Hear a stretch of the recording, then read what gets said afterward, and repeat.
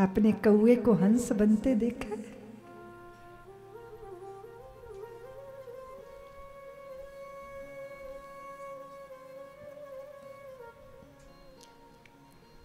मजन फल देखिए तत्काला, काक होहि पिक बकऊ मरा। क्या फर्क है?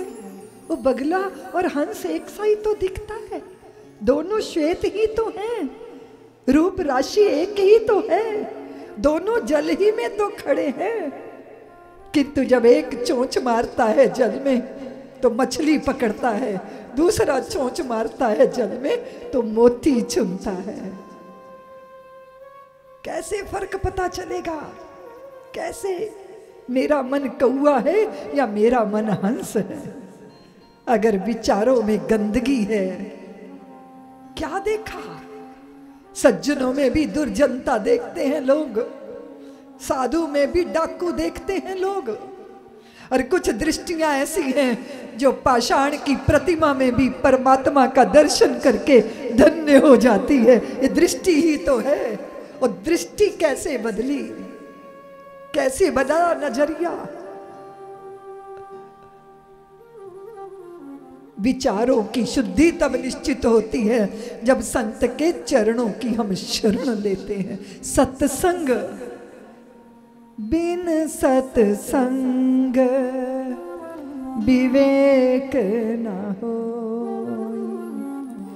राम कृपा बिन सुलभ न सो। बिन सत्संग विवेक न होई, राम कृपा सुलभ न सोई। बहुत सारे लोग सोचते हैं कि समय खराब है। एक ने मुझे फेसबुक पे लिखा कि दीदी माँ क्या भगवान के पीछे लगी हो, समय खराब कर रही हो। उनको लगता है उससे समय खराब हो रहा है। आप धन पालो, पद पालो, प्रतिष्ठा पालो, जय जयकार करवा लो, अपनी प्रसिद्धि करवा लो, जो मर्जी कर लो, जितना मर्जी पालो, लेकिन एक बात निश्चित है, अंदर से अधूरे ही रहने वाले हो। मृत्यु आ जाएगी किंतु पूर्णता का एहसास नहीं आएगा। स्मरण रखिएगा, स्मरण कीजिए ना, पानी पानी पानी पानी पानी करते रहो, लेकिन स्मरण कीजिए राम राम राम राम राम राम राम राम। स्मरण कीजिए।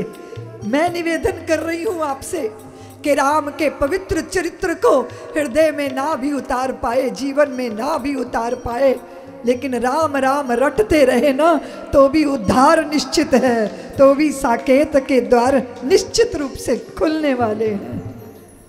इसीलिए ये दृष्टि कहां से प्राप्त होगी? कहां से?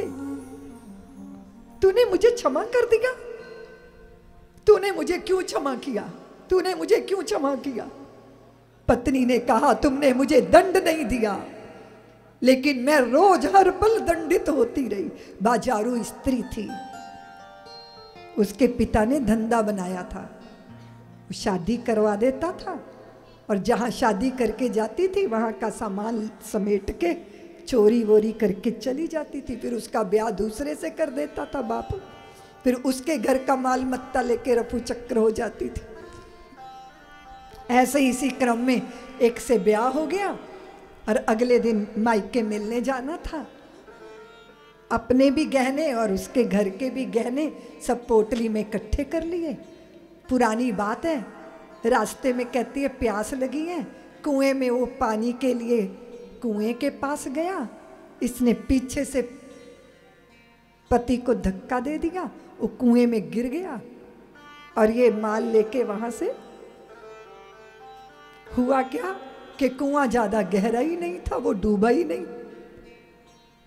थोड़ी बहुत चोट लगी, चिल्ला चिल्ला के पुकारा, किसी ने आके कुएं से निकाल लिया और अपनी ससुराल पहुंच गया।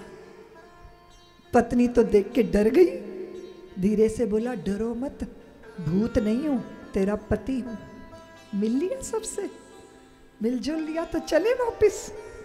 अब वो अवाक देख रही है कि ये कुछ कहता क्यों नहीं, मैंने इसको कुएं में धक्का दिया, ये शिकायत क्यों नहीं कर रहा।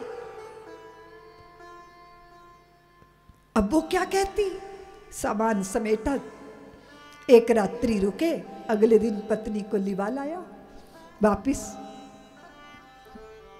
सालों बीत गए, पुत्र पुत्रियों के माता पिता बन गए, पुत्र पुत्रियों के विवाह हो गए, पुत्र पुत्रियों के भी संतानें हो गई। एक दिन बोली तुम मुझे कहते क्यों नहीं। उसने क्या क्या कहूं, बोले मैंने उस दिन तुम्हें कुएं में धक्का देके तुम्हें मारने का प्रयत्न किया, तुम उस बात को कहते क्यों नहीं, मुझे क्यों नहीं कहते। उसने कहा क्यों कहूं, उसने कहा कि क्यों नहीं कहते। वो बोले मैं क्या कहता, तेरे से शिकायत करता या पुलिस में रिपोर्ट लिखवाता तो क्या होता, मेरे गहने मुझे वापस मिल जाते, इतना ही होता ना। लेकिन अभी क्या है, हमारा इतना बड़ा परिवार, इतना बड़ा कुटुंब, वर्षों हम साथ रहे, किसके बल पर। एक बार सत्संग में गया था, एक महापुरुष ने कहा था कि अपनों की गलतियों को क्षमा कर देना, बस वो बात मैंने हृदय में धारण कर ली, शपथपदी ली थी।